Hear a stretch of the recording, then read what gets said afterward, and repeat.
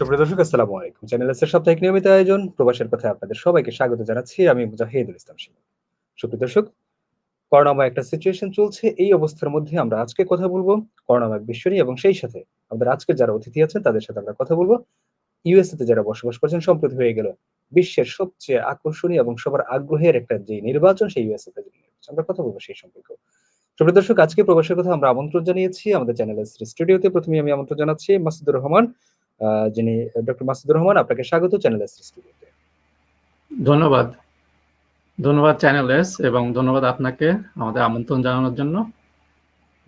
সুপ্রিয় দর্শক, আমাদের সাথে আরো যুক্ত হচ্ছেন ডক্টর বিভূতি ভূষণ।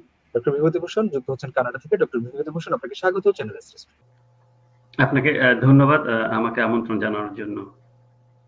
সুপ্রিয় দর্শক, সেই সাথে আমাদের সাথে আরো যুক্ত হচ্ছেন ডক্টর খন্দকার শামসুর রহমান, যিনি সায়েন্টিস্ট হিসেবে কাজ করছেন। ডক্টর খন্দকার শামসুর রহমান, আপনাকে স্বাগত চ্যানেল এস স্টুডিওতে। ডক্টর খন্দকার শামসুর রহমান যুক্ত হচ্ছেন ইউএসএ থেকে। ধন্যবাদ চ্যানেল এসকে আমাকে সংযুক্ত করার জন্য এই প্রোগ্রামে। সুপ্রিয় দর্শক, আমি প্রথমেই যেতে চাই ডক্টর মাসুদুর রহমান আপনার কাছে। আপনি যেহেতু ইউএসএ তে বসবাস করছেন, সম্প্রতি একেবারেই নিকটেই হয়ে গেল ইউএসএ নির্বাচন। আসলে এই নির্বাচনটা নিয়ে একেবারে বিশ্ববাসী একটা উৎকণ্ঠা থাকে, আর বিশেষ করে আমরা যারা বাংলাদেশী, আমরা বরাবরই নির্বাচনকে একটা উৎসব মুখর ভাবি এবং সেখানে আমাদেরও ইউএসএ নির্বাচন নিয়ে একটা একেবারেই সাধারণ মানুষ থেকে শুরু করে প্রত্যেকের মনে একটা আগ্রহের, একটা আকাঙ্ক্ষার একটা জায়গা, কে হতে যাচ্ছে প্রেসিডেন্ট। এই যে দীর্ঘ একেবারে 3 থেকে 4 দিন অপেক্ষার পর নতুন প্রেসিডেন্ট হলেন জো বাইডেন। আসলে ঠিক এই ইউএসএ নির্বাচন নিয়ে আপনার ব্যক্তিগত মতামত কি, একটু যদি বলতেন। ধন্যবাদ আপনাকে। আমি তো ইউএসএ তে প্রায় 14 বছর এখানে আছি। তো নির্বাচনটা আসলে এখানেও অনেক অনেক উৎসব মুখর ভাবেই নির্বাচন হয় এবং এটা একটা গণতান্ত্রিক অধিকার, যেটা এখানে আমরা ভোট দিয়ে একজন প্রেসিডেন্টকে সিলেক্ট করতে পারি। শুধু প্রেসিডেন্ট না, এখানে যে লোকাল গভর্নমেন্ট থেকে ফেডারেল গভর্নমেন্টে যারা রিপ্রেজেন্ট করে তাদেরকে নির্বাচন করা যায়। এটা মানে গণতান্ত্রিক একটা প্রক্রিয়ার মাধ্যমে এটা খুবই একটা আনন্দের বিষয়। জি, ধন্যবাদ ডক্টর মাসুদুর রহমান। আমি একটু এবার যেতে চাই ডক্টর খন্দকার শামসুর রহমান, আপনার কাছে জানতে চাইবো যে আমরা দেখেছি যে ইউএস এর নির্বাচন, ইউএস এর মতো একটা সভ্য জাতি, ইউএসএ যেখানে গণতান্ত্রিক একটা মডেল বিশ্ববাসী দেখে ইউএসএ, এবং যেখানে ইউএস এর বিগত নির্বাচনগুলোতে কখনোই আমরা একটা সহিংসতা দেখিনি। এবার আমরা দেখেছি যে দুইটা দলের একেবারে মুখোমুখি অবস্থান এবং সশস্ত্র অবস্থান। আসলে ঠিক এই যে গণতান্ত্রিক, এটা কি গণতান্ত্রিক অবক্ষয় নাকি ঠিক কি কারণে এই সশস্ত্র অবস্থানে দুই দলের প্রার্থীরা গেলেন, যদি একটু বলতেন। ধন্যবাদ। আসলে আমি অনেক বছর 2008 থেকে ইউএসএ তে আসছি। তো আমি যেভাবে খুব ক্লোজলি মনিটর করেছি, কিন্তু এবারই একটু বেশি মনে হচ্ছে যে ডেমোক্রেসির আসলে বেশ কিছু উইক যে পয়েন্ট আছে, এর কিছু কিছু পার্ট হয়তো আমরা দেখছি, কিন্তু আমি মনে করি যে আসলে ওভারঅল কিন্তু ডেমোক্রেটিক সোসাইটি হিসাবে এখানে খুবই ওয়েল মেইনটেইন। হ্যাঁ, আমরা নিউজ পোর্টালে যতটা দেখেছি, তবে আসলে ওই ধরনের ভায়োলেন্স কিন্তু আসলে হয় নাই। স্টিল আমরা দেখতে পাচ্ছি যে প্রতিটা ভোটই কাউন্ট করা হচ্ছে এবং যেটা ল অনুযায়ী সেটাই কিন্তু আসলে ডিসিশনটা আসছে। তো এক্ষেত্রে কিছু ব্যতিক্রম অন্যান্য বছর থেকে একটু হলে পরেও আমি মনে করি যে ওভারঅল কিন্তু একটা ভালো ডেমোক্রেটিক সোসাইটি এটা যারা মেনটেন করে। ধন্যবাদ। জি, ধন্যবাদ আপনাকে। আমি এবার চলে যাচ্ছি আমাদের আজকের মূল আলোচনায়। সেই দর্শক, আমরা জানি যে একটা কোভিডময় এবং করোনাময় একটা বিশ্ব আমরা অতিক্রম করছি এবং সেক্ষেত্রে বাংলাদেশ এখন অন্যতম দ্বিতীয় ধাপে বাংলাদেশ অবস্থান করছে, এবং যেহেতু আবহাওয়া আমাদের শীতকালীন সিজন চলছে এবং আমরা প্রত্যেকেই একটা অশনি সংকেতের দিকে যাচ্ছি যে আসলে এই ঠান্ডার মধ্যে করোনার প্রকোপটা বাড়তে পারে। আমরা আজকের যারা আমাদের দর্শক আছেন তারা প্রত্যেকেই নিজ নিজ জায়গা থেকে এই কোভিড-19 নিয়ে রিসার্চ করছেন এবং প্রত্যেকে সায়েন্টিস্ট হিসেবে কাজ করছেন, আপনারা আগেই জেনেছেন। আমি প্রথমেই জানতে চাইবো ডক্টর মাসুদুর রহমান, আপনার কাছে জানতে চাইবো যে আমরা দেখছি যে বর্তমান বিশ্বে এই যে করোনা বা কোভিড-19 এর ভ্যাকসিনের ট্রায়াল চলছে।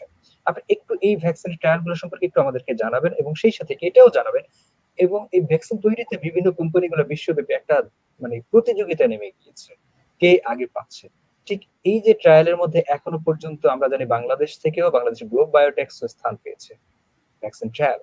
তো সেই জায়গা থেকে ঠিক কোন কোম্পানি বিশ্বের মধ্যে এখনো পর্যন্ত এগিয়ে আছে বলে আপনি মনে করছেন? ধন্যবাদ আপনাকে। আসলে আপনি ঠিকই বলেছেন, আমরা তো এই কোভিড-19 মহামারীর মধ্যে দিয়ে যাচ্ছি এবং সেকেন্ড ওয়েভ চলছে বিশ্বের অনেক দেশে এবং অনেক জায়গায় হয়তো থার্ড ওয়েভও শুরু হয়েছে।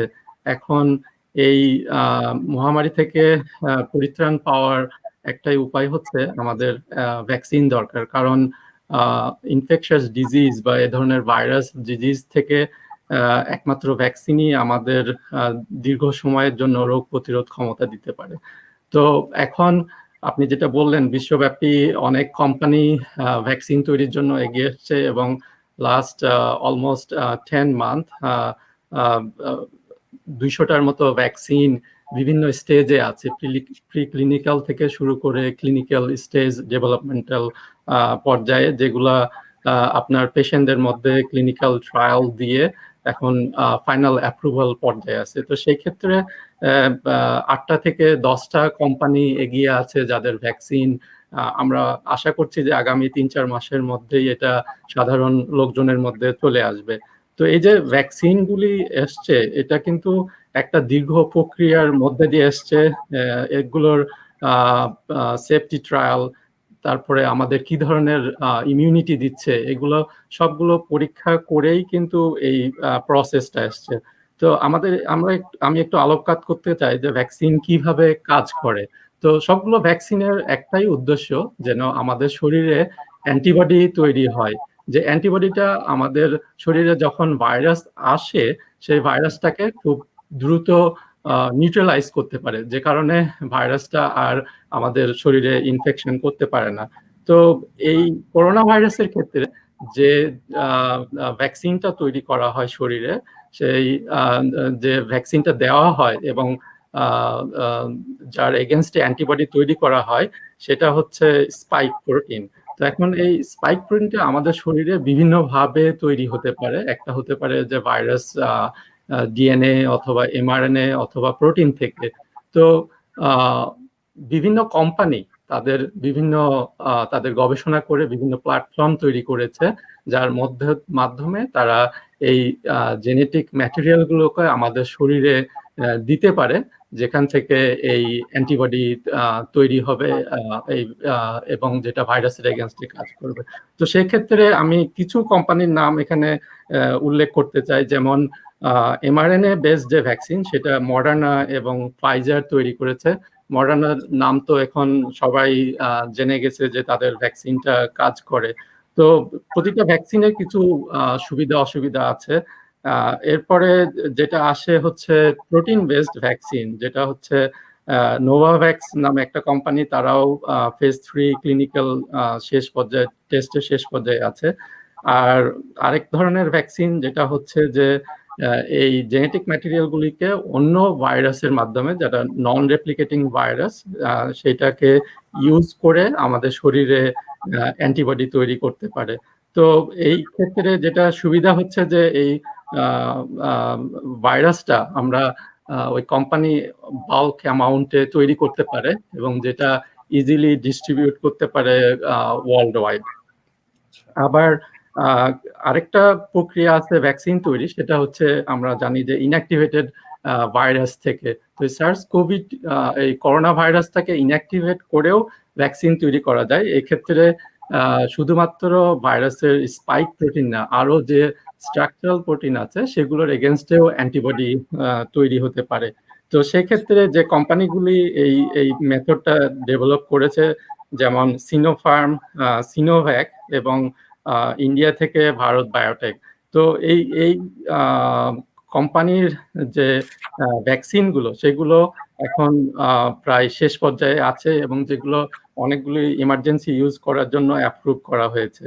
তো আমার মনে হয় যে এই সবগুলোই কিন্তু একটা পর্যায়ের মধ্যে আছে, যেটা খুব শীঘ্রই সেগুলো আমাদের কাছে পৌঁছায় যেতে পারে এবং আমার মনে হয় সবগুলো ইফেক্টিভ হবে।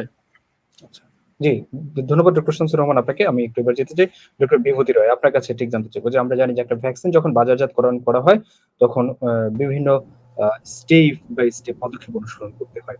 তো আপনি একটু আমাদেরকে এই যে পদক্ষেপগুলো আমরা নিচ্ছি ঠিক এটা কেন নিচ্ছি? এক আর আরেকটা সম্পর্ক প্রশ্ন আপনার কাছে রইলো সেটা হলো যে আমরা জানি যে একটা ভ্যাকসিন তৈরি করার পরপরই অ্যানিমাল স্টাডিজ এবং হিউম্যান ক্লিনিক্যাল ট্রায়াল এর প্রয়োজন হয়। ঠিক অ্যানিমাল স্টাডিজ এবং হিউম্যান ক্লিনিক্যাল ট্রায়াল এর এই ২ টার মধ্যে পার্থক্যটা যদি একটু আমাদের দর্শকদের সাথে বলতেন। ধন্যবাদ। সাধারণত একটা ভ্যাকসিন শুরু থেকে বাজারে আসা পর্যন্ত ৫ থেকে ১০ বছর পর্যন্ত লেগে যায়। তো এখন যেহেতু একটা প্যান্ডেমিক চলতেছে, এটা একটা স্পেশাল সিচুয়েশন, এই জন্য সব ধাপগুলোকে মানে সংকুচিত করে দ্রুততার সাথে করে ১ থেকে ২ বছরের মধ্যে ভ্যাকসিনটা বাজারে নিয়ে আসার একটা চেষ্টা করা হচ্ছে। এখন গবেষকরা কি করে, প্রথমে যখন ভাইরাসটা আসে তখন ভাইরাসটা সম্পর্কে জানতে চায় যে ভাইরাসটা এর জিনোমটা কিরকম, এর স্ট্রাকচার কিরকম, কিভাবে কাজ করে। তো এগুলো যখন জানা হয় তখন কি কি ভ্যাকসিন ক্যান্ডিডেট এই ভাইরাসটাকে প্রোটেকশন দিতে পারে সেই ক্যান্ডিডেট গুলো নির্বাচন করে, যেটা ডক্টর মাসমুদুর বলে গেলেন। তো এই ভ্যাকসিন ক্যান্ডিডেট যখন আসে তখন প্রি ক্লিনিক্যাল এবং ক্লিনিক্যাল ট্রায়াল গুলো আসে। তো প্রি ক্লিনিক্যাল ট্রায়ালে হলো যে একটা ল্যাবরেটরিতে সেল কালচারের মধ্যে দেখা হয় যে এই ভ্যাকসিনটা কতটা সেফ, কতটা ইমিউন রেসপন্স তৈরি করতে পারে এবং এই কতটা ভাইরাসকে প্রোটেকশন দিতে পারে, ভাইরাসের ইনফেকশনটাকে প্রোটেকশন দিতে পারে। তো যখন এখানে সন্তোষজনক রেজাল্ট পাওয়া যায় তখন এটা অ্যানিমেলে চলে যায়। এখন অ্যানিমেলটা কেন? অ্যানিমেলটা হচ্ছে হিউম্যানের যে মানুষের যে ইমিউন সিস্টেম এটার কাছাকাছি হচ্ছে অ্যানিমেলের, যেমন মাঙ্কিতে আমরা এই টেস্ট করি। তো মাঙ্কির সাথে সাথে অন্য প্রাণীতেও করা যায়, যেমন মাউস অথবা র্যাট। তো সেক্ষেত্রে মাউস অথবা র্যাটের ইমিউন সিস্টেমকে হিউম্যানাইজড করে নিতে হয়। তো সেটা আবার জেনেটিক ইঞ্জিনিয়ারিং এর মাধ্যমে সেটাও করা যায়। তো এখানে অ্যানিমেল সিস্টেমে আমরা দেখি যে ভ্যাকসিনটা কতটা সেফ, আমরা দেখি যে এটা ইমিউন রেসপন্স কতটা দিচ্ছে এবং এটা ভাইরাস সংক্রমণটাকে প্রতিরোধ করতে পারছে কিনা এবং কোনো অ্যাডভার্স ইফেক্ট আছে কিনা এগুলো আমরা দেখি। তো এখানে সফল হওয়ার ফলে আমরা ক্লিনিক্যাল ট্রায়ালে চলে যাই। ক্লিনিক্যাল ট্রায়াল হচ্ছে এটা হিউম্যানের মধ্যে। এটা ৩টা পর্যায় আছে। প্রথম পর্যায়টা হচ্ছে অল্প কিছু মানুষের মধ্যে করা হয়, লেস দ্যান 100। তো এখানে দেখা হয় হলো সেফটিটা কতটা সেফ এবং ইমিউন রেসপন্সটা তৈরি করতে পারছে কিনা। তারপর ফেজ 2 তে আমরা কয়েকশো মানুষের মধ্যে এটা করা হয়। তো এখানেও সেফটিটা দেখা হয়, ইমিউন রেসপন্স দেখা হয়, তারপর কোন ডোজ, মানে কত মিনিমাম ডোজে এটা ভালো ইফেক্ট দিতে পারছে, ইমিউন রেসপন্সটা তৈরি করতে পারছে। তারপর ডেলিভারি মেথডটা, কোন মেথডে ডেলিভারি করলে এটা ভালো রেসপন্স দিচ্ছে। আবার কিছু কিছু ভ্যাকসিন আছে যে মোর দ্যান 1 টাইম দিতে হয়, তো এটা কতবার দিলে ইফেক্টটা কার্যকরী হবে এই ব্যাপারগুলো এখানে দেখা হয়। তো ফেজ 3 তে হচ্ছে হাজার হাজার মানুষের উপর এটা করা হয়। তো সেটা হলো যে এখন যে কোভিড-19 এর ফেজ 3 ট্রায়াল গুলো চলতেছে, কিছু কিছু ট্রায়ালে 80,000, 90,000, 80,000, 90,000 মানুষের উপরও এটা করছে। তো এখানে আমরা সেফটিটা দেখি, ইমিউন রেসপন্সটা দেখি। তো সেফটিটা very very important. Safety. So every step আমরা সেফটিটা দেখি এবং ফার্স্ট, সেকেন্ড, থার্ড এই ফেজ গুলোতে আমরা একটা নেগেটিভ কন্ট্রোল, যেটা প্লাসিবো বলে, সেইটার সাথে অরিজিনাল ভ্যাকসিনটার যে ইমিউন রেসপন্সের ডিফারেন্সটা এটা দেখা হয়। তো এই 3টা যখন এখানে সন্তোষজনক রেজাল্ট পাওয়া যায় তখন লাইসেন্সের জন্য রেগুলেটরি এজেন্সিতে অ্যাপ্লাই করতে হয়। তো রেগুলেটরি এজেন্সি যেমন আমেরিকাতে হলো FDA, ইউরোপিয়ান কান্ট্রিগুলোতে যেমন EMA। তো যখন এই অ্যাপ্লিকেশনটা করা হয় তখন রেগুলেটরি বডি যদি স্যাটিসফাই হয় তখন তারা এটাকে অ্যাপ্রুভ করে এবং বাজারে আসে। তো এখানে আরেকটা কথা আমি বলতে চাই যে আমি যখন নোভার্টিস অ্যানিম্যাল হেলথ এবং ইলাঙ্কো অ্যানিম্যাল হেলথে কাজ করেছিলাম অ্যাজ এ প্রিন্সিপাল সায়েন্টিস্ট, তো সেখানে আমাদের একটা ডিএনএ ভ্যাকসিন ছিল। সেই ডিএনএ ভ্যাকসিনটার স্টার্টিং থেকে শুরু করে লাইসেন্স পাওয়া পর্যন্ত আমি প্রতিটা স্টেপের সাথে ওখানে যুক্ত ছিলাম এবং সেই ডিএনএ ভ্যাকসিনটা EMA তে, যেটা ইউরোপিয়ান মেডিসিনস এজেন্সি, ওখানে অ্যাপ্রুভ হয়েছে এবং ওখানে এখন বাজারে কাজ করছে। Thank you. জি, thank you.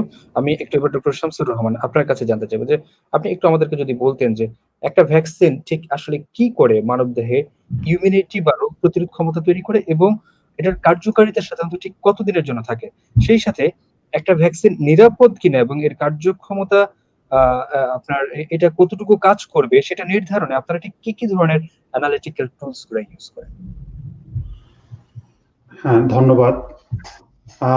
Doctor Masudur Rahman এবং ডক্টর বিভূতি রয় ওনারা কিন্তু অলরেডি বলে গেলেন যে আমাদের বডিতে আসলে কিভাবে ইমিউনিটিটা তৈরি হয় এবং অ্যান্টিবডির ব্যাপারটা। তো আসলে ভ্যাকসিনেশন প্রসেসের মাধ্যমে কিন্তু আমরা আমাদের বডিকে ট্রেন আপ করি যেন সে ইজিলি রিকগনাইজ করতে পারে যে এটা একটা হার্মফুল ফরেন কোনো মলিকুলস বা পার্টিকেল বা ইনফেকশাস এজেন্ট। তো আমাদের বডিকে ট্রেন আপ করার একটা স্টেপ যে এই প্যাথোজেন গুলোকে যেন তারা রিকগনাইজ করতে পারে। এবং এর সাথে আরেকটা যেটা ব্যাপার সেটা হচ্ছে যে মেমোরি।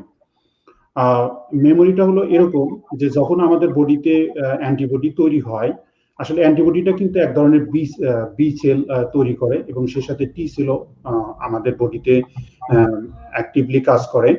তো এই সেলগুলো থেকে এক ধরনের মেমোরি সেল পপুলেশন তৈরি হয়, তারা মনে রাখে। কারণটা হচ্ছে যে ভবিষ্যতে যদি আমরা এই নভেল করোনা ভাইরাস আসে, ভ্যাকসিনের ফলে যে ধরনের অ্যান্টিবডি বা যে ইমিউন রেসপন্স গুলো আমাদের বডিতে তৈরি হয়, তারা যেন এটা খুব কুইক একটা রেসপন্স তৈরি করতে পারে। এটার বেনিফিট যেটা যে ভাইরাসটা আমাদের বডিতে মাল্টিপ্লিকেশন হয়ে অনেক নাম্বার হওয়ার আগেই ইমিউন রেসপন্সটা এটা ক্লিয়ার করতে পারে। তো এখানে মেমোরিটা ইম্পর্টেন্ট এবং সেই সাথে ভ্যাকসিনের মাধ্যমে যেন আমাদের বডিতে একটা কুইক রেসপন্স হয় পরবর্তী এনকাউন্টারে। তো এখানে বি সেল, টি সেল এই ধরনের সেলগুলো ইম্পর্টেন্ট রোল প্লে করে। এবং মেমোরি পপুলেশনের কথা যেটা বললাম, এটাই কিন্তু আসলে অ্যাকচুয়ালি ডিটারমিন করে যে একটা ভ্যাকসিন আমাদের বডিতে কতদিন পর্যন্ত ইমিউনিটি দেবে। যেমন অন্যান্য ভ্যাকসিন এমএমআর, মিজেলস, মাম, রুবেলা এই সকল ভ্যাকসিনের বেলায় আমরা যেটা জানি যে একবার যদি আমরা সাকসেসফুলি ভ্যাকসিনেশন করতে পারি তাহলে কিন্তু এটা আমাদের সারা জীবনের জন্য একটা প্রোটেকশন দিতে পারে। বাট কোভিডের জন্য আমরা হয়তো বা এরকম লং লাস্টিং ইমিউনিটিটা পাবো না। আমাদের হয়তো বুস্টার ডোজ নিয়ে আমাদের এই মেমোরি সেল পপুলেশনটাকে মেনটেন করতে হতে পারে যে না আমাদের বডিতে সাফিসিয়েন্ট যথেষ্ট পরিমাণ অ্যান্টিবডি থাকে।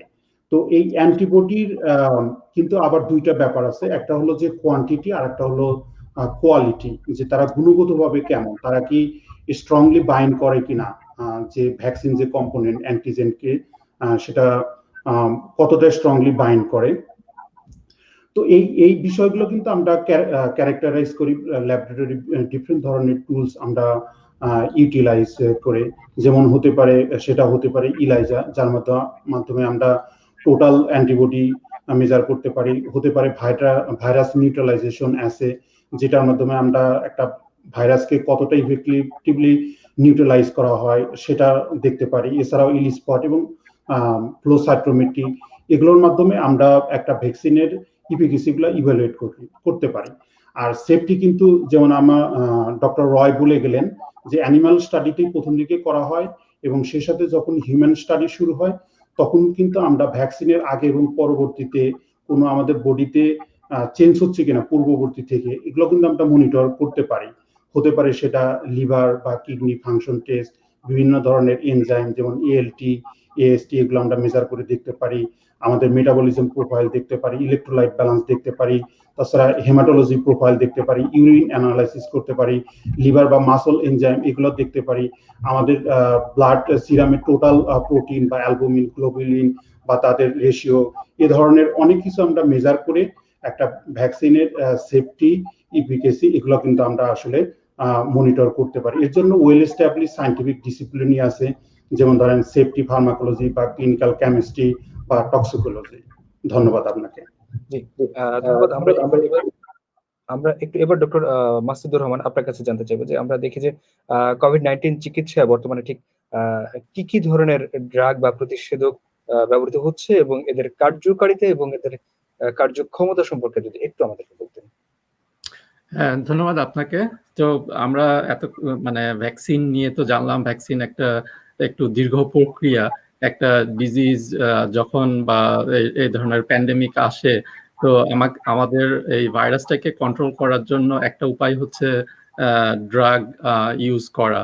তো এই কোভিড-19 এর জন্যও আসলে অনেক অ্যান্টিভাইরাল বা কিছু ড্রাগ অলরেডি চেষ্টা করা হয়েছে যেন এই ভাইরাসটাকে কন্ট্রোল করা যায় এবং এই কোভিড-19 এর যে সিমটম এবং সিভিয়ারিটি এটাকে যেন কন্ট্রোল করা যায়। তো এই ক্ষেত্রে যে ড্রাগগুলি আমরা জানতে পেরেছি যে ইফেক্ট কাজ করেছে, এর মধ্যে প্রথমে আসে রেমডেসিভিরের নাম, কারণ এটা অলরেডি দেখা গেছে এবং এই ড্রাগটা তৈরি করা হয়েছে আসলে অ্যান্টিভাইরাল হিসাবে হেপাটাইটিস সি এবং আরো কিছু ভাইরাস কন্ট্রোলের জন্য। তো এই SARS-2-র জন্য এটা যখন প্রথম টেস্ট করা হয় ল্যাবরেটরিতে, তখন দেখা গেছে যে এর এগেনস্টে কাজ করে। তো ইভেন্চুয়ালি রেমডেসিভির এটা ক্লিনিক্যাল ট্রায়ালেও দেখা গেছে এটা কাজ করছে এবং FDA এটার ইমার্জেন্সি অথরাইজেশন ইউজ করার জন্য অথরাইজ করেছে। তো রেমডেসিভির যেভাবে কাজ করেছে সেটা দেখা গেছে যে সাধারণত লেট স্টেজের যে পেশেন্ট যাদের মধ্যে দেখা গেছে যে হসপিটালাইজেশন হয়েছে, তো সেক্ষেত্রে যখন তাদের রেমডেসিভির দেওয়া হয়েছে তাদের 62% তাদের রিস্ক মানে ডেথ রিস্ক কমায় আনতে পেরেছে। তো কিন্তু এই স্টাডিটা করা হয়েছে ইউএসএ তে। রিসেন্টলি একটা রিপোর্ট এসেছে যে WHO বিভিন্ন ট্রায়াল থেকে দেখেছে যে আসলে রেমডেসিভির কাজ করেনি। তো এটা হতে পারে যে এই ড্রাগটা কিভাবে ইউজ করেছে এবং পেশেন্ট টু পেশেন্ট ভেরিয়েশন থাকতে পারে, কিন্তু ওভারঅল মনে হয় রেমডেসিভির মানে এই কোভিড-19 সিমটমটা কমিয়ে দিতে পেরেছে। এছাড়া আরেকটা ড্রাগ যেটা ইউজ করা হয় আইভারমেকটিন, এটা আসলে FDA অ্যাপ্রুভড ড্রাগ, কিন্তু এটা ডেভেলপ করা হয়েছিল টু কন্ট্রোল প্যারাসাইট। তো এখন দেখা গেছে যে কোভিড-19 ক্ষেত্রেও আইভারমেকটিন কাজ করেছে এবং বাংলাদেশেও আইভারমেকটিন ডক্সিসাইক্লিনের সঙ্গে ইউজ করে দেখা গেছে যে এটা কোভিড-19 সিমটম সিভিয়ারিটি কমায় দিচ্ছে।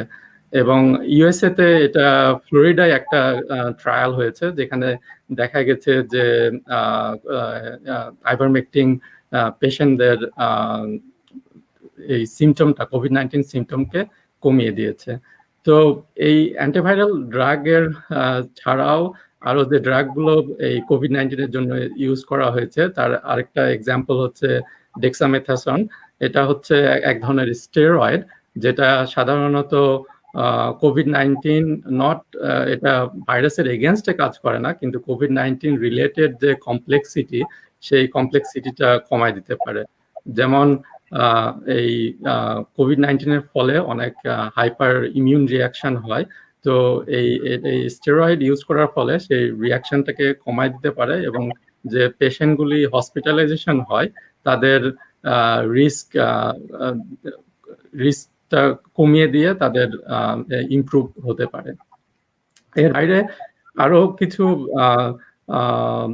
ট্রিটমেন্ট কোভিড-19 এর জন্য এসেছে, যেমন একটা হচ্ছে অ্যান্টিবডি মিক্সড অফ অ্যান্টিবডি, যেটা আপনার এই ভাইরাসের এগেনস্টে কাজ করে। তো আমরা জানলাম যে ভ্যাকসিন আসলে অ্যান্টিবডি তৈরি করে। তো আমরা কিছু কোম্পানি যখন কোভিড-19 বিভিন্ন পেশেন্টের ইনফেকশনের পরে যে ধরনের অ্যান্টিবডি রেইজ করে সেই অ্যান্টিবডিগুলিকে ক্যারেক্টারাইজ করে তারা নিজেরা এক ধরনের অ্যান্টিবডি ককটেল তৈরি করেছে। তো সেই ককটেলটা যদি একজনের মানে কোভিড-19 সিমটম শুরু হয়, যা ভাইরাস যখন ইনফেকশন শুরু হয় at the early stage, antibody ককটেলটা দিতে পারলে তখন ভাইরাস আর ইনফেকশন করতে পারে না বা ভাইরাসের কার্যকারিতা কমে যায়। তো এটা এখনো ফেজ 3 ট্রায়াল পর্যায়ে আছে এবং হয়তো FDA ইমার্জেন্সি ইউজ করার জন্য এটা অ্যাপ্রুভ করেছে। মেইনলি দুইটা কোম্পানি এই অ্যান্টিবডি ককটেলটা তৈরি করেছে, একটি হচ্ছে রিজেনেরন এবং এলাই লিলি, এবং এটা দেখা গেছে যে ভালো কাজ করছে। এবং আশা করছি যে এটা যদি আরো পাবলিকলি ব্যবহার করতে পারে তাহলে এর থেকে অনেক সুফল পাওয়া যাবে। জি, ধন্যবাদ ডক্টর মাসুদুর রহমান আপনাকে। আমি একটু এবার যেতে চাই ডক্টর বিভূতিভূষণ আপনার কাছে জানতে চাই যে আসলে আমরা এতক্ষণ কথা বলছিলাম কোভিড ভ্যাকসিন এবং কোভিড ড্রাগ নিয়ে আমরা আলোচনা করছিলাম। ঠিক আপনার কাছে এবার আমি জানতে চাইবো যে জিনিসটা সেটা হলো যে আমরা দেখি যে করোনা বা কোভিড-19 সংক্রমণ যে হারে বাড়ছে এটাকে কমানোর জন্য বিশ্বের প্রত্যেকটা রাষ্ট্রই একেবারে সামাজিক দূরত্ব বা স্বাস্থ্যবিধি যে মানার একটা প্রক্রিয়া শুরু হচ্ছে। ঠিক এর বাইরেও যদি আরো কোনো পদক্ষেপ নেওয়া যায় কিনা যেগুলো নিলে এটার সংক্রমণটা কোভিড-19 এর সংক্রমণটা আরো কমে আসবে বলে আপনি মনে করছেন? এবং সেই সাথে আপনি আরেকটু আমাদেরকে জানাবেন। আমরা জানি যে corona virus super spreader patient আছে। ঠিক আসলে এই সুপার স্প্রেডার পেশেন্ট আসলে ঠিক কারা এবং এদেরকে কিভাবে শনাক্ত করা হয়? ধন্যবাদ। কোভিড-19 এর উপর বেশ কিছু রিসেন্ট গবেষণা এটা ইন্ডিয়ার আহমেদাবাদে এবং অন্য বেশ কিছু জায়গায় যেটা ওরা পাচ্ছে, তো সেখানে দেখা যাচ্ছে যে আক্রান্তের মধ্যে শতকরা 84 ভাগের মধ্যে ভাইরাল লোডটা কম থাকে এবং এদের মাধ্যমে ছড়ায় কম রোগটা। 7 থেকে 8 ভাগের মধ্যে ভাইরাসটা থাকে হলো একটা মডারেট লেভেলের, আর 6 থেকে 7 ভাগের মধ্যে থাকে হলো হাই লেভেলের। তো দেখা গেল যে মডারেট এবং হাই লেভেলের এই যে 15 থেকে 16 ভাগ আক্রান্ত রোগী এরা বেশি ছড়ায়, এবং যদি একটা বদ্ধ পরিবেশের মধ্যে থাকে, যেমন একটা এসি রুম অথবা একটা ক্রাউডেড জায়গার মধ্যে থাকে এরকম একটা হাই ভাইরাল লোডের পেশেন্ট, তাহলে তাদের মাধ্যমে প্রচুর বেশি ছড়াতে পারে। তো এরাই হচ্ছে সুপার স্প্রেডার। এখন কোভিড-19 যে আমরা ডিটেক্ট করি এটা হলো একটা আরটি-পিসিআর এর মাধ্যমে। তো আরটি-পিসিআর এ হয় কি, এটা হলো যে করোনা ভাইরাসের দেহে যে নিউক্লিক অ্যাসিড চেইনটা থাকে এটা আমরা অ্যাম্পলিফাই করি। এখন স্যাম্পলের মধ্যে যদি ভাইরাস থাকে তাহলে এটা অ্যাম্পলিফাই হবে। এখন মেশিন এটাকে একসময় ডিটেক্ট করবে। তো মেশিন যখন পজিটিভ রেজাল্টটা দেয় তখন কিন্তু একটা সিটি ভ্যালু নামে একটা ভ্যালু দেয়, এটা অটোমেটিক্যালি চলে আসে। তো এটা হলো সাইকেল থ্রেশহোল্ড। এই ভ্যালুটা যদি 24 অথবা তার নিচে হয় তাহলে সেই রোগীগুলো হাই ভাইরাল লোডের। 24 থেকে যদি 31 হয় তাহলে ওরা মডারেট ভাইরাল লোডের, আর 31 এর বেশি হলে ওরা হচ্ছে লো ভাইরাল লোডের। তো যে রিপোর্টগুলো আমরা টেস্ট করার পরে দেই সেই রিপোর্টে কিন্তু আমরা শুধুমাত্র পজিটিভ এবং নেগেটিভটা লিখি, কিন্তু যদি পজিটিভ রিপোর্টের সাথে সাথে আমরা ওই সিটি ভ্যালুটা উল্লেখ করতাম তাহলে কিন্তু ডাক্তার এবং নার্সদের জন্য খুব সুবিধা হতো যে সুপার স্প্রেডার কারা এবং তাদেরকে আলাদা করার একটা চেষ্টা করতো তারা। তো এই সুপার স্প্রেডার দেরকে তখন হসপিটাল অথবা অন্য কোনো ইনস্টিটিউশনে রেখে চিকিৎসা করার ব্যবস্থা করতো, এবং এখন সেই অবস্থায় ইনফেকশনটাকে, সংক্রমণটাকে কমানো সম্ভব হতো, সেটাই আমি বলতে চাচ্ছি। আর যাদের ভাইরাল লোড কম আছে তারা কিন্তু বাসায় থেকে কোয়ারেন্টাইন করেই মানে ইয়েটা সম্ভব, চিকিৎসাটা সম্ভব, এবং সেক্ষেত্রে তারা খুব একটা ছড়াবে না, যেটা গবেষণায় চলে এসছে।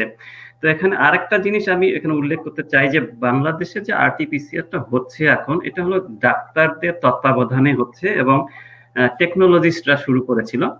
তো সেখানে আরটি-পিসিআরটা একটু কমপ্লেক্স টাইপের টেস্ট এবং প্রথম দিকে সমস্যা হচ্ছিল। তো ওখানে যেটা আমরা দেখেছি যে মাইক্রোবায়োলজিস্ট যারা ইউনিভার্সিটিতে পাস করা গ্রাজুয়েট তারা কিন্তু ভলান্টিয়ার হিসেবে তাদেরকে হেল্প করছে এবং বেশ সফলতার সাথে তারা এখনো হেল্প করে যাচ্ছে।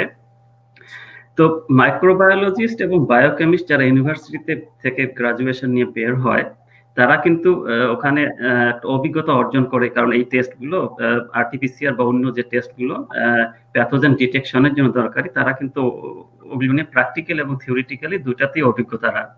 তা আমি যেটা বলতে চাই যে বাংলাদেশ গভর্নমেন্ট যদি এই মাইক্রোবায়োলজিস্ট গ্রাজুয়েটদেরকে এই খাতগুলোতে স্থায়ীভাবে তাদেরকে নিয়ে আসে তাহলে ভবিষ্যতে যদি কখনো কোনো এ ধরনের, তো হবেই, ইনফেকশন আসে ভাইরাল, ব্যাকটেরিয়াল বা যে কোনো প্যাথোজেনের, তাহলে সেটা মোকাবেলা করাটা আরো সুবিধা হবে, সেটা আমি বলতে চাচ্ছি। Thank you. আচ্ছা, সেক্ষেত্রে আপনাকে একটা সম্পূরক প্রশ্ন আমি করি, যেটা বাংলাদেশের গভর্নমেন্ট যদি আমাদের এই যে যারা যে সায়েন্টিস্ট আছে তাদেরকে বেটার, আপনাদের কাছ থেকে যদি কোনো প্রকার সহযোগিতা চাওয়া হয় বাংলাদেশের জন্য, আপনারা বিদেশে অবস্থান করছেন এবং আপনারা কোভিড-19 ভ্যাকসিন তৈরিতে একেবারে অগ্রগামী ভাবে কাজ করছেন, তো সেক্ষেত্রে আপনারা আমাদের দেশের জন্য ঠিক এগিয়ে আসবেন কিনা?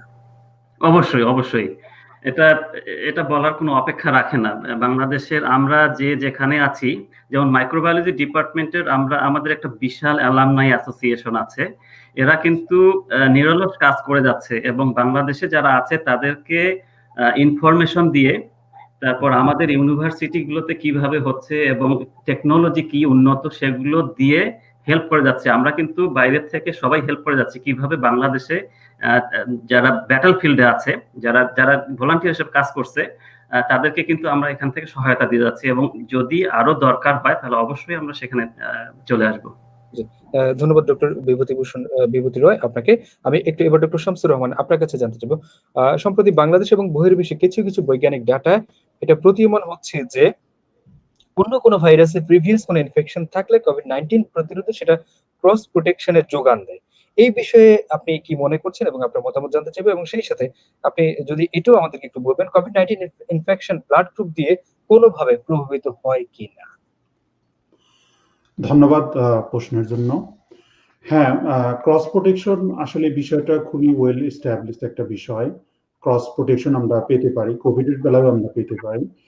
কিন্তু যেটা এর আগের আলোচনায় চলে আসছে, আমরা এই ডিজিজ সম্পর্কে, এই প্যাথোজেন ভাইরাস সম্পর্কে কিন্তু আমরা অনেক বেশি জানি না। এই জন্য আমরা এই মুহূর্তে বলতে পারছি না যে ক্রস প্রোটেকশনটা পেলে সেটা কি পরিমাণ আমরা পাই। তো একটু আমি এলাবোরেট করি যে আসলে ক্রস প্রোটেকশন বিষয়টা কি। ক্রস প্রোটেকশনটা হলো যে কোভিডের এই নভেল করোনা ভাইরাস এর কাছাকাছি রিলেটেড যদি অন্য কোনো ভাইরাসের কোনো ইনফেকশন আমাদের বডিতে হয়ে থাকে, তাহলে কিন্তু ওই ভাইরাসের জন্য আমাদের বডিতে অলরেডি এক ধরনের ইমিউনিটি তৈরি হয়ে আছে, যেমন ধরেন অ্যান্টিবডি বা আদার মেমোরি সেল।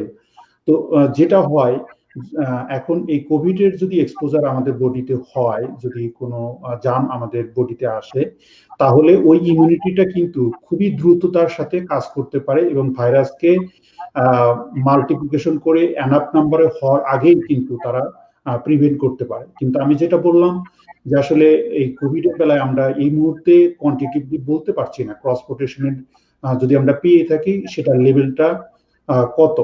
আর আরেকটা বিষয় যে একটা ভাইরাসের অনেকগুলো অ্যান্টিজেন থাকে, যেমন স্পাইকের প্রোটিনের কথা কিন্তু ডক্টর মাসুদুর রহমান বললেন। এটা একটা ভালো ক্যান্ডিডেট, এটার এগেইনস্টে অনেক নিউট্রালাইজিং অ্যান্টিবডি তৈরি হয়, বাট আনফরচুনেটলি এই নভেল করোনা ভাইরাসের এই অ্যান্টিজেনটা খুব একটা সাদৃশ্য পাই না অন্য যে রিলেটেড ভাইরাসটা আছে। কিন্তু অন্য অ্যান্টিজেন, অন্য স্ট্রাকচারাল বা নন স্ট্রাকচারাল প্রোটিনটা কিন্তু অনেকটাই কনজার্ভ, যেমন হতে পারে ক্যাপসিড বা নিউক্লিওক্যাপসিড প্রোটিন, ম্যাট্রিক্স বা মেমব্রেন প্রোটিন বা আদার নন স্ট্রাকচারাল প্রোটিন, এগুলোর মাধ্যমে কিন্তু আমরা ক্রস লেভেলের প্রোটেকশনটা পেতে পারি। এবং আরেকটা বেনিফিট আমরা পেয়ে থাকতে পারি এখানে, যেটা যে ইনফেকশন লোডটা আমাদের বডিতে কম হতে পারে, সেই ক্ষেত্রে ট্রান্সমিশন রেটটাও কিন্তু কমে যেতে পারে, যেটা কিন্তু ডক্টর রয় খুব সুন্দরভাবে উপস্থাপন করলেন। আর ব্লাড গ্রুপ নিয়ে আমি যেটা বলবো খুব সহজ এবং সংক্ষিপ্ত ভাবে, যে এটা নিয়ে আমাদের খুব বেশি কনসার্ন না হলেও চলবে। হ্যাঁ, কিছু সার্টেন ব্লাড গ্রুপ হলে পরে আমরা হয়তো বা লেস লাইকলি যে আমরা ইনফেক্টেড হব, অথবা যদি ইনফেকশন হয়ও তাহলে হয়তো আমরা কুইকলি ইনফেকশনটা ক্লিয়ার করতে পারবো, যেমন ও। বাট এগুলো অনেকটা অ্যাসোসিয়েশন স্টাডির মাধ্যমে আসছে এবং ডিফারেন্সটা মার্জিনাল। বরং আমি মনে করি যে অন্যান্য রিস্ক ফ্যাক্টর গুলো, যেমন হতে পারে পপুলেশন এজ, অথবা previous medical condition, previous lung disease, এগুলো কিন্তু আসলে বড় রিস্ক ফ্যাক্টর। আমরা ওগুলো নিয়ে বেশি কনসার্ন থাকবো। ধন্যবাদ। জি, ধন্যবাদ আপনাকে। আমরা একটু এবার ডক্টর মাসুদুর রহমান আপনার কাছে জানতে চাইবো যে আসলে যে কোনো একটা ভ্যাকসিনের আমরা দেখি যে দুই ধরনের ইফেক্ট থাকে, একটা সাইড ইফেক্ট থাকে এবং একটা অ্যাডভার্স ইফেক্ট থাকে। আপনি যদি আমাদেরকে একটু এই ভ্যাকসিনের সাইড ইফেক্ট এবং অ্যাডভার্স ইফেক্টের মধ্যে একটু পার্থক্যটা বলবেন, এবং সেই সাথে আপনার কাছে আরেকটা বিষয় জানতে চাই, যেটা হলো SARS-CoV-2 সম্পর্কে যদি একটু আপনি আমাদেরকে ধারণা দিতেন। ধন্যবাদ আপনাকে। আসলে আমরা ভ্যাকসিন নিয়ে আলাপ করছি এবং ডক্টর রয় এই ব্যাপারে আলোকপাত করেছেন। তো ভ্যাকসিন যে তৈরি হয় সেটা একটা প্রক্রিয়ার মাধ্যমে আসে। তো এই প্রতিটা স্টেপেই কিন্তু অলরেডি টেস্ট করা হয়, যখন এই যে প্রিক্লিনিক্যাল বিভিন্ন অ্যানিমাল মডেল থেকে শুরু করে ক্লিনিক্যাল ট্রায়াল হয়। তার একটাই উদ্দেশ্য হচ্ছে কতটুকু সেফটি, এবং সেকেন্ড উদ্দেশ্য হচ্ছে যে এটা কতখানি কার্যকর। তো এই প্রসেসগুলি যখন একটা ভ্যাকসিন পেরিয়ে আসে, তখন কিন্তু সেটা যে আমাদের জন্য সেফ সেটা নিশ্চয়তা দিয়েই এটা বাজারে ছাড়া হয়, যেটা তখন মানুষের মধ্যে প্রয়োগ করা হবে। তো যখন আসলে ভ্যাকসিনটা আমাদের কাছে আসে, তখন আমাদের ভ্যাকসিনের অ্যাডভার্স ইফেক্ট এবং সাইড ইফেক্ট খুব কমই থাকে। কিছু অ্যাডভার্স ইফেক্ট হতে পারে, যেটা অনেক সময় দেখা যায় যে 1 মিলিয়ন পার্সনে অনেক সময় অ্যাডভার্স ইফেক্ট হতে পারে, যেটা দেখা যায় যে ভ্যাকসিনের এগেনস্ট যে ফর্মুলেশনটা, সেখান থেকে কিছু অ্যালার্জিক রিয়াকশন হলে সেখান থেকে অ্যাডভার্স ইফেক্ট হতে পারে। কিন্তু আমি যেটা বললাম যে এটা খুবই কম। এছাড়া যে ভ্যাকসিন যখন দেওয়া হয়, তখন প্রতিটা ইন্ডিভিজুয়ালের কাছ থেকে তাদের একটা হেলথ ইনফরমেশন কালেক্ট করা হয়, যে তাদের ইমিউন স্ট্যাটাস কি, তারা কি ধরনের তাদের হেলথ স্ট্যাটাস, সেই বেসিসে তাদেরকে ভ্যাকসিন দেওয়া হয়। তো এতগুলো ক্রাইটেরিয়া মেনটেন করার পরেও কিন্তু অনেক সময় ভ্যাকসিনের কিছু সাইড ইফেক্ট থাকতে পারে, যেমন যেগুলো খুবই মাইনর, যেমন তাদের কিছু মাইল্ড ফিভার হতে পারে, সোয়েলিং হতে পারে, পেইন হতে পারে, হেডেক হতে পারে। কিন্তু এই ধরনের রিয়াকশনগুলো খুব সহজেই এগুলো মেনটেন করা যায় আর কি। তো আপনার যেটা নেক্সট কোশ্চেন, যে সার্স 2 ক্ষেত্রে কি ধরনের হতে পারে, রিয়াকশন হতে পারে। তো এই ক্ষেত্রে যেটা আগে যখন সার্স প্রথম 2003-তে আসে, তখন যে ভ্যাকসিন তৈরি করা হচ্ছিল সার্সের এগেনস্টে, সেখানে দেখে গেছে যে এই ভ্যাকসিনে এডি, যেটা হচ্ছে অ্যান্টিবডি ডিপেন্ডেন্ট ইনহ্যান্সমেন্ট, একটা রিয়াকশন হয়। তো খুবই সংক্ষেপে এটার যে ইফেক্টটা, সেটার কারণ হচ্ছে যে এই যে অ্যান্টিবডিটা তৈরি হয় এই মানে শরীরে, তো সেখানে যদি দেখা যায় যে নিউট্রালাইজিং অ্যান্টিবডির যে অ্যান্টিবডিটা ভাইরাসকে নিউট্রালাইজ করবে, সেটার থেকে যদি নন নিউট্রালাইজিং অ্যান্টিবডির পরিমাণ বেশি হয়, তখন সেটা এই ভাইরাসকে অন্য আরো যে ইমিউন সেল আছে আমাদের শরীরে, সেখানে ইনফেক্ট করতে সহায়তা করে। তো যার কারণে এই অ্যান্টিবডিটা ভাইরাসকে নিউট্রালাইজ না করে আরো ভাইরাসের ইনফেকশনটাকে ইনহ্যান্স করতেছে, যে কারণে কিছু অ্যাডভার্স ইফেক্ট হতে পারে। তো এটাকে কিভাবে ওভারকাম করা যায়? তো একটা উপায় হচ্ছে যে আমাদেরকে মেজার করতে হবে যে একজন এই শরীরে কি পরিমাণ নিউট্রালাইজিং অ্যান্টিবডি তৈরি হচ্ছে। তো এটাও খুব একটা কনসার্ন না, কারণ যখন এই যে এফডিএ একটা ক্রাইটেরিয়া দিয়ে দিয়েছে যে এই ভ্যাকসিন যখন তৈরি হয়, তখন তারা এই যে বিভিন্ন টেস্টগুলি করে, তার মধ্যে এই এডিই, যেটা হচ্ছে অ্যান্টিবডি ডিপেন্ডেন্ট ইনহ্যান্সমেন্ট যে টেস্টটা, সেটাও টেস্ট করতে হবে টু মেক শিওর দ্যাট এই অ্যান্টিবডিটা সেফ। কাজেই এতগুলো ক্রাইটেরিয়া মেনটেন করে আমি বলবো যে আসলে ভ্যাকসিনের আমাদের ওরি না হলেও চলবে আর কি। ভ্যাকসিন যেটা আমাদের হাতে আসবে সেটা অবশ্যই সেফ হবে। আচ্ছা, ডক্টর মাসুদুর রহমান, আমি একটু আপনার কাছ থেকে একটু ভিন্ন প্রসঙ্গে এবার আসি। বাংলাদেশের একজন মাসুদুর রহমান, এখন ইউএসএ ডক্টর মাসুদুর রহমান। তো এই যে বাংলাদেশকে ইউএস এর মতো একটা জায়গায় প্রতিষ্ঠিত করে, এবং আরো গর্বের বিষয় হলো আমাদের জন্য যে ডক্টর মাসুদুর রহমান এখন আপনি একেবারে ফ্রন্ট লাইনে কাজ করছেন কোভিড-19 ভ্যাকসিন নিয়ে বিশ্বের মতো জায়গাতে। তো আসলে এখানে আপনার অনুভূতিটা কি? আমরা বাংলাদেশ আপনাকে নিয়ে গর্ববোধ করি, আপনার মতো একজন সায়েন্টিস্ট এত বড় একটা জায়গার কাছে। বাংলাদেশে আলো বাতাসে বেড়ে উঠে একজন ডক্টর মাসুদুর রহমান ইউএস এর এখন নেতৃত্ব দিচ্ছে, বিশ্বকে দেখাচ্ছে যে বাংলাদেশি। এই জায়গাটা থেকে আপনার অনুভূতিটা একটু জানতে চাইব। ধন্যবাদ। অবশ্যই এটা গর্বের বিষয় যে বাংলাদেশ থেকে এসে এখানে কাজ করছি, কিন্তু সেটা হয়েছে বিভিন্ন সুযোগ এবং একটা প্রক্রিয়ার মধ্যে দিয়ে, তাই না? তো আমার মনে হয় এই সুযোগটা যদি বাংলাদেশেও হতো তাহলে কিন্তু বাংলাদেশেও আজ অনেক বড় বড় সায়েন্টিস্ট যারা বাহিরে চলে আসছেন তাদের কিন্তু বাইরে আসতে হতো না। তো সেটা পরিবর্তন হচ্ছে, মানে এটা একটা প্রক্রিয়া যেটা হয়তো আজকে মানে 10 বছর বা 15 বছর আগে যেটা সম্ভব হয়নি, এখন কিন্তু বাংলাদেশে রিসার্চ এবং ডেভেলপমেন্ট এটা আস্তে আস্তে এগিয়ে আসছে।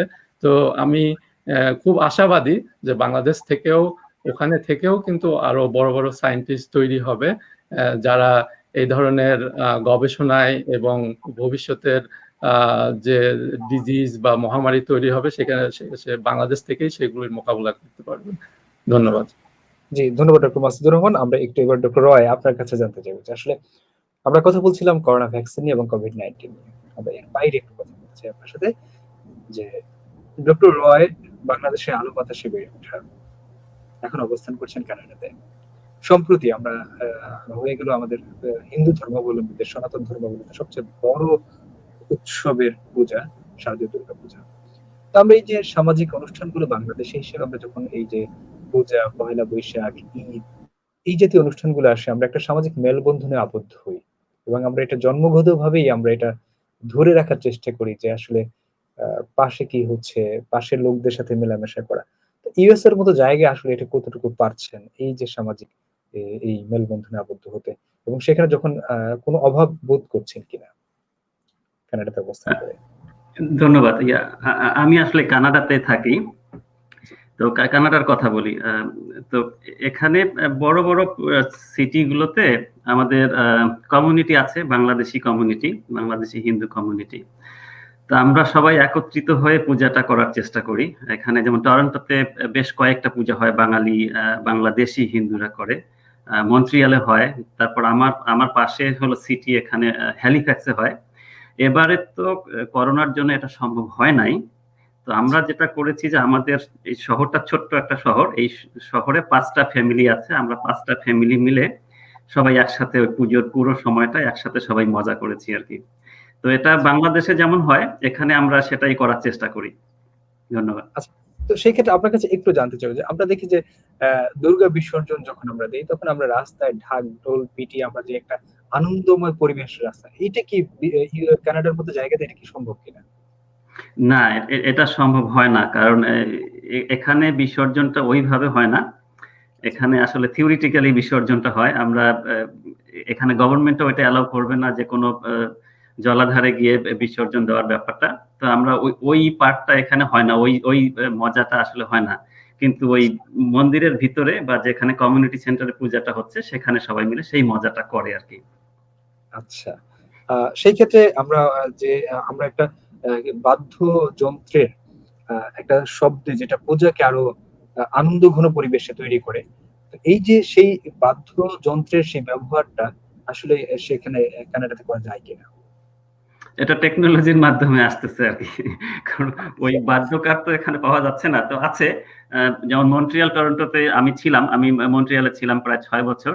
তো ওখানে আছে 2-1 জন বাজাচ্ছেনও, কিন্তু এটা সচরাচর চোখে পড়ে না। যে ওটা যেমন রেকর্ডিং থেকেই ওই শব্দটা নেওয়া হয় আর কি। আচ্ছা, তার মানে আমরা পূজা করছি বাট ভেতরে একটা শূন্যতা কাজ করে আমাদের ভেতরে। কিছুটা তো অবশ্যই, হ্যাঁ, সবগুলো পাওয়া যাচ্ছে না। মনে হচ্ছে কিছু একটা নাই। ভালো বলছেন। হ্যাঁ। জি, ধন্যবাদ ডক্টর রয় আপনাকে। আমরা একটু এবার যেতে চাই ডক্টর শামসুর রহমান, আপনার কাছে জানতে চাইবো যে আসলে বাংলাদেশে আলো বাতাসে বেড়ে ওঠা ডক্টর শামসুর রহমান এখন বসবাস করছেন ইউএসএ তে। তো এই যে আমরা বাংলাদেশীদের মধ্যে একটা বাঙালিপনা কাজ করে, সেই বাঙালিপনাটা হলো যে আমরা যেকোনো আচার অনুষ্ঠানে নারীর টানে বাড়ি ফিরতে চাই। কখনো এমন মনে হয় কিনা যে আসলে বাড়ি ফিরতে চাচ্ছি বাট পারছি না, সেটা সময়ের কারণে হোক বা যেকোনো কারণে, এই যখন পারছেন না আসলে ঠিক তখন কি করেন? হ্যাঁ, আপনি আসলে ঠিকই বলেছেন। আমি আসলে বড় হয়েছি বাংলাদেশের সিরাজগঞ্জ একটা ডিস্ট্রিক্টের একটা রুরাল এরিয়াতে। ওখান থেকে আমি যখন ঢাকাতে ছিলাম তখনই আসলে আমার এই রুরাল রিজিয়নটাকে, সিরাজগঞ্জ ডিস্ট্রিক্ট, এগুলোকে, আমার পরিবারকে অনেক মিস করতাম। তো পরবর্তীতে ইউনিভার্সিটির শিক্ষা কমপ্লিট করে যখন ইউএসএ তে চলে আসি, তখন আসলে আমি দুইটা মিস করি, আমার হোম ডিস্ট্রিক্ট সিরাজগঞ্জ এবং সেই সাথে ঢাকাকেও আমি প্রচুর মিস করি। তো আমাদের এখানে ইউএসএ আমি প্রথম যে সিটিতে আসি, অবার্ন সিটি, এটা অ্যালাবামাতে ছিল। তো ওখানে আমাদের বেশ বাংলাদেশের একটা ভালো স্টুডেন্ট কমিউনিটি ছিল, আমাদের অনেক ধরনের ফান হয়েছে, আমরা বিভিন্ন ধরনের প্রোগ্রাম করতে পেরেছি, কালচার প্রোগ্রাম, এবং আমরা আমাদের নিজেদের মাঝে ইন্টারন্যাশনাল এদের সাথে এগুলো সবই করতে পেরেছি। কিন্তু যেটা বড় মিস করি সেটা হলো বাংলাদেশকে, আমার দেশের ওয়েদারকে, আমার দেশের সবুজ চারণভূমিকে বা ফসলের মাঠকে, এগুলো খুব মিস করি। আর সেই সাথে ফ্যামিলি তো আছেই, তাদেরকেও আসলে অনেক মিস করি। ধন্যবাদ। আমি আপনার কাছে একটু আরেকটা জিনিস জানতে চাই, সেটা হলো যে আপনার অনুযায়ী যারা আছে, যারা আপনার মতো হতে চায়, আজকের এই অনুষ্ঠান দেখার পরে আপনারা যে ৩ জন সায়েন্টিস্ট আমাদের সামনে এসেছেন এবং আপনাদের দেখে আমাদের অনেক বাংলাদেশীরা গর্ববোধ করে এবং আপনাদের মতো হতে চায়, যে আপনাদের মতো বাংলাদেশও পারে বিশ্বের মতো মাথা তুলে ধরতে। বাংলাদেশ তলাবিহীন নয়, বাংলাদেশও মেধার তরুণ মেধাবীরা আছে যারা বিশ্বকে নেতৃত্ব দিতে পারে, যেমনটা আপনারা দিচ্ছেন। তো এই জায়গা থেকে আমাদের এই যে তরুণ প্রজন্মের উদ্দেশ্যে আপনার বক্তব্য জানতে চাই। হ্যাঁ, আমি আসলে যেটা বলবো যে আসলে আমি খুবই গর্বের বিষয় করি যে বাংলাদেশ আমাকে আসলে অনেক কিছু দিয়েছে, আমি তার বিনিময়ে রিটার্নটা আসলে ওইভাবে এখনো দিতে পারিনি। তো যদি কোনোভাবে স্কোপ আসে আমি তো ডেফিনেটলি দিব। সেখানে আমার বিদেশের যে স্কিল আমি ডেভেলপ করেছি, যদি এই স্কিল কোনোভাবে আমি বাংলাদেশে কাজে লাগাতে পারি তো আমি ডেফিনেটলি বলবো। আর তরুণদের উদ্দেশ্যে আমি যেটা আসলে বলতে চাই যে স্টিল বাংলাদেশ অনেক সম্ভাবনাময় একটি দেশ, যদি আমরা হার্ড ওয়ার্ক করতে পারি আমরা মনে হয় যে অচিরেই এই উন্নত বিশ্বের কাছাকাছি অবস্থানে আমরা আসতে পারবো। এটাই বা আমাদের এটা চেষ্টা করা উচিত, বিশেষ করে আমাদের টেকনোলজিতে, আমাদের সায়েন্স গবেষণায়, এগুলোতে আমাদের অনেক পথ আগাতে হবে। এটাই আমার আসলে চাওয়া। ধন্যবাদ। জি, ধন্যবাদ আপনাকে। আমরা একেবারে আজকে কথা বলতে বলতে চলে এসেছি অনুষ্ঠানের একেবারে শেষ জায়গা থেকে। আমি শেষ জায়গা থেকে সময় হলো বিদায় নেওয়ার, বিদায় নিচ্ছি। প্রিয় দর্শকদের উদ্দেশ্যে আবার বলতে চাই যে প্রবাসের কথা দেখতে চোখ রাখবেন চ্যানেল এস এর পর্দায় প্রতি শুক্র, শনি এবং রবিবার ঠিক রাত 12:30 সুপ্রিয় দর্শক, আমাদের সাথে আজকে যোগ দিয়েছিলেন ডক্টর মাসুদুর রহমান, যোগ দিয়েছিলেন ডক্টর বিভূতি ভূষণ রয় এবং আরো যোগ দিয়েছিলেন ডক্টর খন্দকার শামসুর রহমান। আপনাদের প্রত্যেকেই ধন্যবাদ জানাচ্ছি আমাদের আজকের আয়োজনে যোগ দেওয়ার জন্য। সুপ্রিয় দর্শক, আবারও দেখা হবে আগামী সপ্তাহে ঠিক এই সময়ে অন্য কোনো দেশের অন্য কোনো প্রবাসীদের সঙ্গে। সেই পর্যন্ত সবাই ভালো থাকবেন, সুন্দর থাকবেন, সুস্থ থাকবেন, এই প্রত্যাশায় আজকের মতো বিদায় নিচ্ছি।